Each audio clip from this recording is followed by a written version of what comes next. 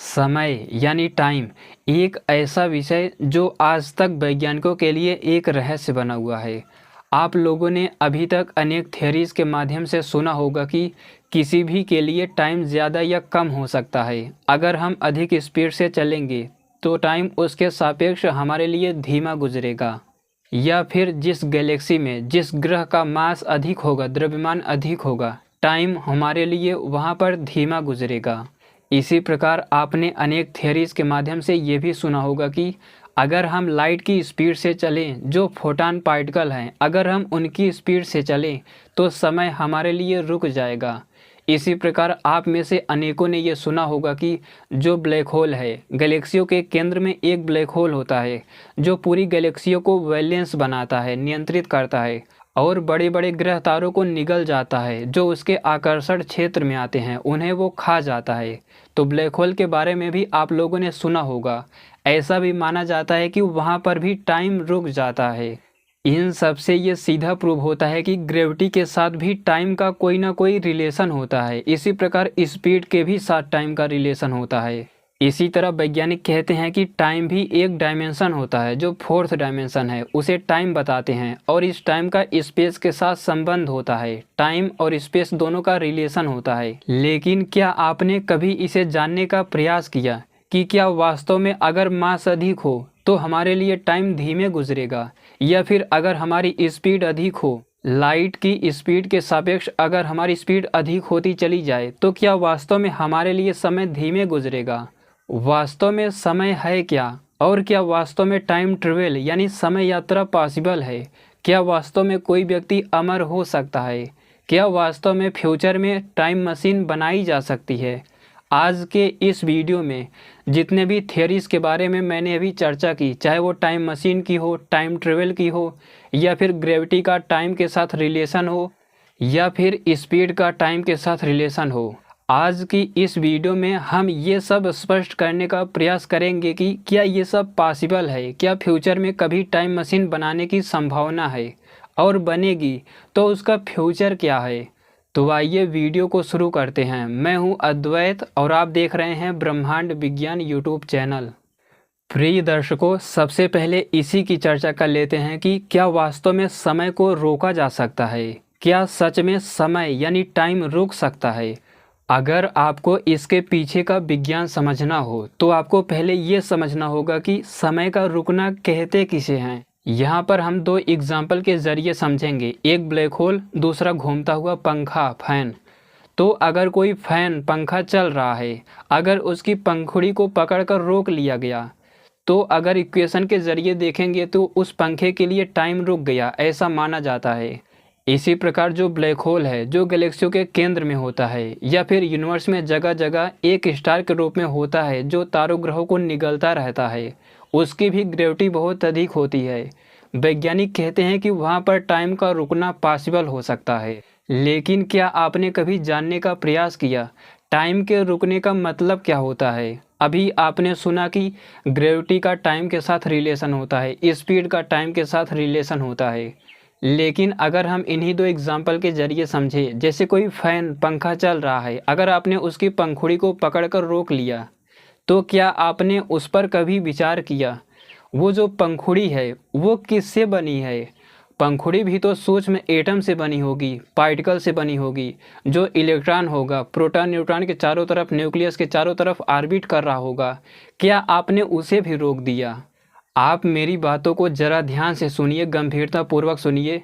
वो जो फैन की, पंखे की पंखुड़ी है, वो जो एटम मॉलिक्यूल से बनी हुई है, जो वाइब्रेट कर रहे हैं, क्या आपने फैन को रोककर, उस पंखे को रोककर क्या एटम मॉलिक्यूल को भी रोक दिया? क्या आपने उनके वाइब्रेशन को भी रोक दिया? या फिर अगर आप उस मॉलिक्यूल या आयन के सूक्ष्मता में जाएं तो उससे भी सूक्ष्म आता है पार्टिकल का स्तर। प्रोटॉन, न्यूट्रॉन न्यूक्लियस में होते हैं जिसके चारों तरफ एक फिक्स्ड ऑर्बिट में इलेक्ट्रॉन चक्कर लगा रहा है। क्या फैन या पंखे को रोककर आपने इलेक्ट्रॉन को भी रोक दिया? क्या आपने प्रोटॉन, न्यूट्रॉन के वाइब्रेशन को भी रोक दिया? इसी प्रकार जो प्रोटॉन, न्यूट्रॉन आदि पार्टिकल हैं वे भी क्वार्क से बने हैं। या फिर उससे भी सूक्ष्मता में जाएं तो जो ये क्वार्क होते हैं, जो ये इलेक्ट्रॉन है, ये भी सूक्ष्म स्ट्रिंग से बना हुआ है, वाइब्रेशन से बना हुआ है। क्या आपने उन सभी वाइब्रेशन को भी रोक दिया? आप इस पर खुद ही विचार कीजिए। टाइम के यानी समय के रुकने का तो यही मतलब होता है कि वो इलेक्ट्रॉन भी ऑर्बिट करना बंद कर देता, प्रोटॉन न्यूट्रॉन सभी वाइब्रेट करना बंद कर देते, मॉलिक्यूल आयन एटम सब गति करना बंद कर देते। लेकिन क्या आपको लगता है कि पंखे में ये सब ने गति करना बंद किया? तो इस पर आपको खुद ही विचार करना है कि उस पंखे के लिए, फैन के लिए क्या वास्तव में टाइम रुक गया?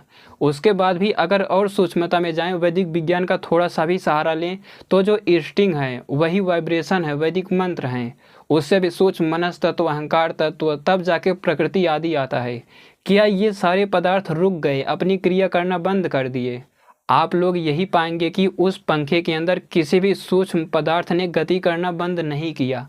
इसी प्रकार अगर हम ब्लैक होल को ही देखें, जो कि गैलेक्सियों के केंद्र में होता है, वो ब्लैक होल जो पूरी की पूरी गैलेक्सी को नियंत्रित करता है, आसपास जितने भी ग्रह तारे होते हैं जो उसके अट्रैक्शन में आते हैं उसे वो खा जाता है, निगल जाता है।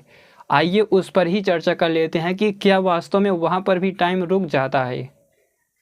आप लोगों को यहाँ पर भी यही सोचना होगा कि ब्लैक होल बना किससे है? आखिर वो भी तो एक स्टार है, एक बहुत बड़ा तारा है जो गैलेक्सियों के केंद्र में है। मैं भी ये मानता हूँ ब्लैक होल की ग्रेविटी इनफाइनाइट तो नहीं हो सकती, लेकिन हाँ निश्चित रूप से बहुत अधिक होती है, जिसको अभी मेजर नहीं किया जा सकता। तो जो ब्लैक होल होता है, वैज्ञानिक कहते हैं कि वहाँ पर टाइम स्लो हो जाता है, रुक जाता है लगभग। लेकिन क्या आपने इस पर गहराई से कभी विचार किया, ग्रेविटी होती क्या है? अगर ऐसा भी मान लें कि ब्लैक होल की ग्रेविटी इनफाइनाइट जैसी है, उतनी ही है, तो क्या आपने कभी इसे जानने का प्रयास किया, ग्रेविटी आती कहाँ से है? अगर आप पार्टिकल फिजिक्स को पढ़ोगे तो जो ये ग्रेविटॉन पार्टिकल होता है, यही ग्रेविटी के लिए उत्तरदायी होता है। अगर ब्लैक होल पर देखें तो जो ग्रेविटॉन आदि पार्टिकल होंगे जिनकी वजह से ग्रेविटी लग रही है, या फिर जो ब्लैक होल है जो वो बहुत बड़ा स्टार है जो गैलेक्सियों को नियंत्रित कर रहा है, वो भी तो इलेक्ट्रॉन जैसे पार्टिकल से बना होगा, ग्रेविटॉन से ही तो बना है, इसीलिए तो ग्रेविटी उसमें बहुत अधिक होती है। तो क्या ये ग्रेविटॉन पार्टिकल भी वाइब्रेट करना बंद कर देता है? क्या इलेक्ट्रॉन पार्टिकल न्यूक्लियस के अराउंड वहाँ पर गति नहीं करता, या फिर और भी जो सूक्ष्म पार्टिकल होते हैं, क्या वास्तव में सभी वहाँ पर रुक जाते हैं? वहाँ पर भी तो पार्टिकल होंगे। अगर पार्टिकल से भी सूक्ष्मता में जाएं, जो ग्रेविटॉन आदि पार्टिकल होते हैं, ये सूक्ष्म स्ट्रिंग से बने होते हैं। ग्रेविटॉन, इलेक्ट्रॉन, ये सूक्ष्म स्ट्रिंग से, वाइब्रेशन से बने हुए हैं। तो क्या सभी वाइब्रेशन वहाँ पर रुक जाते हैं? क्योंकि टाइम के रुकने का तो यही मतलब होगा कि स्ट्रिंग भी रुक जाएं, वाइब्रेशन भी रुक जाएं, जितने भी फंडामेंटल कहे जाने वाले पार्टिकल हैं वे भी गति करना बंद कर दें। और अगर वास्तव में ब्लैक होल पर टाइम रुक ही जाता है, तो जो ग्रह तारों को वो खींचता है, अट्रैक्ट करता है, खुद में निगल जाता है, ये भी क्रिया तो टाइम के अंदर ही हो रही है। ये क्रिया भी रुक जानी चाहिए थी। ठीक ऐसे ही ये जो एक सिद्धांत, एक थियरी कहती है कि लाइट की स्पीड पर चलने से हमारा समय कम हो जाता है, लगभग हमारा समय रुक जैसा जाता है। अगर मैं इसे एक एग्जांपल से आपको बताने का प्रयास करूं, जैसे यहाँ से चंद्रमा तक, मून तक आपको जाना है, दो लोगों को, एक कोई लाइट की स्पीड से वहाँ तक पहुँचे और कोई दूसरा किसी यान में, अंतरिक्ष यान में वहाँ पर पहुँचे, उसे पहुँचने में 4 महीने 6 महीने लगेंगे। लेकिन जो लाइट की स्पीड से वहाँ पर जाएगा उसके लिए 1.3 सेकेंड लगेंगे। तो क्या जो लाइट की स्पीड से चंद्रमा पर गया उसके लिए समय वास्तव में धीमा हो गया? ये केवल आपके सोचने का डिफरेंस है। आप लोग वास्तव में समझ ही नहीं पाते कि जो वैज्ञानिक होते हैं वो बोल क्या रहे हैं। कुछ यूट्यूबर को देखकर आप लोग यहाँ पर भ्रमित हो जाते हैं। जो चंद्रमा पर 1.3 सेकेंड में गया उसके लिए टाइम धीमा नहीं हो गया, या फिर जो 4 महीने 6 महीने में चंद्रमा पर गया किसी अंतरिक्ष यान से, उसके लिए भी समय अधिक नहीं हो गया, बल्कि ये तो केवल गति का डिफरेंस है, उसके ट्रेवल करने का डिफरेंस है, जिसे आप समय का धीमा होना, तेज होना, रुकना कहते हैं। ये समय नहीं है, समय की एक प्रॉपर्टीज है। वास्तव में जो मुख्य होता है वो है काल तत्व, काल, जिसकी प्रॉपर्टीज होती है टाइम। तो कहीं पर भी पूरे सृष्टि में काल कभी नहीं रुकता। सृष्टि में काल जो होता है, जो समय होता है, वो एक समान ही रहता है पूरी सृष्टि में। वो कहीं भी रुकता, धीमा होता या फिर तेज नहीं होता। वो जैसे है वैसे ही चलता रहता है, एक समान रूप से। अगर आप सभी ने मेरी बातों को ध्यान से सुना होगा तो ये घटना ठीक ऐसे ही है जैसे कोई मास होता है। मास, जो मैंने भी ग्रेविटन की चर्चा की, ग्रेविटी की चर्चा की, तो जो मास होता है, जब आप दो पदार्थों को मेज़र करते हैं, उसे मापते हैं, तो कोई 2 kg आता है, कोई 6 kg, कोई 10 किलो। तो ये जो है, ये एक प्रॉपर्टीज़ है। जो पदार्थ है वो तो, जो मास है, जो ग्रेविटी है, जिसकी वजह से ग्रेविटी लग रही है, पदार्थ वो है जो द्रव्य है। लेकिन केजी हो गया, लीटर हो गया, मीटर हो गया, ये सब उस मैटर की, उस पदार्थ की अलग अलग प्रॉपर्टीज़ हैं, अवस्थाएं हैं। ठीक ऐसे ही जिसे आप लोग कहते हैं कि समय रुक गया, समय धीमा हो गया, समय तेज चलने लगा। समय तेज नहीं चलता, समय नहीं रुक सकता, समय धीमा कभी नहीं हो सकता, बल्कि ये काल की प्रॉपर्टीज़ हैं अलग अलग। कोई व्यक्ति यहाँ से ट्रेन से यात्रा कर रहा है या फिर कोई पैदल यात्रा कर रहा है। कोई ऐसा है कि जल्दी पहुँचेगा, दूसरा कम पहुँचेगा। इसका ये मतलब नहीं कि जो जल्दी पहुंच गया उसके लिए समय धीमा हो गया। इसी प्रकार जो आप लोग ये विचार करते हैं कि कोई बहुत बड़ा प्लेनेट हो जिसका मास बहुत अधिक हो, उस पर जाने से हमारी आयु धीमी हो जाती है, ये भी वास्तव में इसे न समझने की वजह से ही हम ऐसा बोलते हैं। टाइम कभी भी धीमा, स्लो, फास्ट या फिर रुक नहीं सकता। ये सब काल की एक प्रॉपर्टीज़ हैं। जैसे मैं पृथ्वी पर हूँ, आप किसी बहुत बड़े ग्रह पर चले जाएं जहाँ का मास पृथ्वी से 100 गुना अधिक हो, तो क्या आपकी जो एज है 100 गुना कम हो जाएगी? क्या आपके अंदर जो इलेक्ट्रॉन है, जो ऑर्बिट कर रहा है अपने ऑर्बिट में, प्रोटॉन न्यूट्रॉन यानी न्यूक्लियस के चारों तरफ, क्या वो धीमा हो जाएगा समय के चलते? नहीं हो सकता ऐसा। इसी प्रकार ग्रहों के अंदर, जिससे ग्रह उपग्रह बने हैं, उनके अंदर भी तो पार्टिकल वाइब्रेट कर रहे हैं। ग्रह, उपग्रह, तारे, गैलेक्सीज, सब कुछ इन्हें सूक्ष्म पार्टिकल से ही तो बने हुए हैं, जिन्हें अग्नि तत्व कहते हैं। क्या ये सारे पदार्थ गति करना धीमा कर देंगे? और जो लोग ऐसा समझते हैं कि ये भी पदार्थ जैसे इलेक्ट्रॉन हो गया, वो रुक सकता है, ये भी आपका भ्रम ही है। इलेक्ट्रॉन जैसे रुकेगा, उसके अंदर जो सूक्ष्म स्ट्रिंग हैं जो वाइब्रेट कर रहे हैं, फिर जाके अगर वो किसी से अट्रैक्ट या रिपेल होता है तो वो पदार्थ ही बदल जाता है। ऐसा नहीं हो सकता कि कोई भी पार्टिकल रुक जाएं, क्योंकि वे जिससे बने हैं उन पर भी एक इफेक्ट आएगा। प्रिय दर्शकों, मेरी एक बात ये भी ध्यान रखना, अभी मैंने जो कहा कि ये जो समय की प्रॉपर्टीज़ है, धीमा होता है, तेज़ होता है, ये आप भी कर सकते हैं। वैज्ञानिक इसी को टाइम मशीन कहते हैं, टाइम ट्रेवल करते हैं। ये भी हो सकता है फ्यूचर में पॉसिबल हो। हालांकि अगर इसे दूसरी भाषा में समझोगे आप, किसी पदार्थ विशेष से, किसी विशेष टेक्नोलॉजी से हो सकता है कि किसी व्यक्ति की क्रियाविधि को आप रोक ले जाएं। आप लोग किसी टेक्नोलॉजी से, मैं जैसे बैठा हूँ, हो सकता है कि आप ऐसी कोई टेक्नोलॉजी बना दे कि मैं 100 वर्षों तक, जब तक मेरी लाइफ हो तब तक ऐसे ही बैठा रहूँ, मैं कोई कुछ कार्य कर ही ना पाऊँ। ये संभव है। या फिर ग्रह तारों को विशेष तरीके से किसी टेक्नोलॉजी से रोक सकें, ये भी हो सकता है। लेकिन इसका ये भी मतलब नहीं होता कि उसके लिए टाइम रुक गया। वैसे वैदिक युग में इन पर अनेक टेक्नोलॉजियाँ भी बनाई गई थी, लेकिन वहाँ पर ऐसा सिद्धांत नहीं था कि टाइम रुक गया, बल्कि जो काल है, जो वास्तव में काल पदार्थ है, उसकी एक क्रिया, एक प्रॉपर्टीज़ रोक दी जाती है। आप कोई भी कार्य नहीं कर सकते। जब कोई व्यक्ति उस टेक्नोलॉजी का प्रभाव आप पर छोड़ेगा तो आप कोई भी अपनी इच्छा से कार्य नहीं कर पाएंगे, जैसे का तैसा वैसे बने रहेंगे। इसका ये मतलब नहीं होता कि आपके लिए टाइम रुक गया। जैसे मान लीजिए ऐसी कोई टेक्नोलॉजी फ्यूचर में बना दी गई, जैसे वैदिक युग में थी, कि टाइम मशीन के द्वारा आप पर जब उसका प्रभाव छोड़ा जाता है तो आप जहाँ का तहाँ वैसे स्थिर रुक जाते हैं। क्या आप उस स्थिति में सोच सकते हो, अगर आपको कोई दूसरा देखेगा, कोई वैज्ञानिक देखेगा, तो ये थोड़ी कहेगा कि जो आपके अंदर पार्टिकल वाइब्रेट कर रहे हैं वे भी रुक गए। जो सूक्ष्म स्ट्रिंग है, मॉलिक्यूल, आयन, एटम, फोटॉन आदि पार्टिकल जिनसे आपका शरीर बना हुआ है, ये सभी नहीं रुक सकते, ये तब भी वाइब्रेट करेंगे। ये वास्तव में टाइम का रुकना नहीं है, बल्कि फोर्स का रुकना है। आप जो फोर्स लगा रहे थे अब अपनी इच्छा से नहीं लगा पाएंगे, जब तक वो व्यक्ति चाहेगा, जब तक वो मशीन या टेक्नोलॉजी चाहेगी। तो ये है वास्तविकता। अब आइए जान लेते हैं कि अगर टाइम, मान भी लीजिए कि टाइम किसी के लिए भी, पूरी सृष्टि में कोई भी पदार्थ जिसकी आप कल्पना भी कर सकते हों, उन सभी पदार्थों पर आप इस सिद्धांत को अप्लाई करके देखिए और देखिए कि वास्तव में क्या टाइम रुक ही जाता है। तो ये भी जान लेते हैं कि टाइम के रुकने का मतलब क्या है। अगर मान लीजिए मेरे लिए ही, मैं जो बैठा हूँ आप मुझे देख पा रहे हैं, अगर मेरे लिए टाइम रुक गया तो यहाँ पर टाइम के रुकने का मतलब क्या है? जो मेरा शरीर सूक्ष्म मॉलिक्यूल आयन एटम से बना हुआ है, क्या वे भी गति करना बंद कर दिए? या फिर उससे भी सूक्ष्म, अगर सूक्ष्म पार्टिकल स्तर तक जाएं अग्नि तत्व के, तो क्या वे भी गति करना बंद कर दिए? उससे भी सूक्ष्म वैक्यूम एनर्जी हो गया, स्पेस हो गया, और भी जो पदार्थ हैं। आप लोग इसे एक सिद्धांत, एक थियरी के रूप में देखिए। अगर वास्तव में समय रुकता है, काल रुक जाता है, तो उसका यही मतलब होता है इस सृष्टि में अगर परमाणु के लिए, एटम के लिए काल तत्व रुक गया, इसका मतलब कि वो एटम अब रहा ही नहीं, उसके लिए समय समाप्त हो गया, वो पदार्थ एग्जिस्ट ही नहीं करता, फिर वो मॉलिक्यूल और आयन में बदल गया। तो आप वहाँ पर ऐसा कह सकते हैं कि एटम के लिए काल रुक गया क्योंकि उसका एग्जिस्टेंस ख़त्म हो गया। इसी प्रकार अगर मॉलिक्यूल और आयन के लिए भी काल रुक गया तो इसका यही मतलब होगा कि मॉलिक्यूल आयन का एग्जिस्टेंस ख़त्म हो गया, वो फिर पार्टिकल में बदल गया।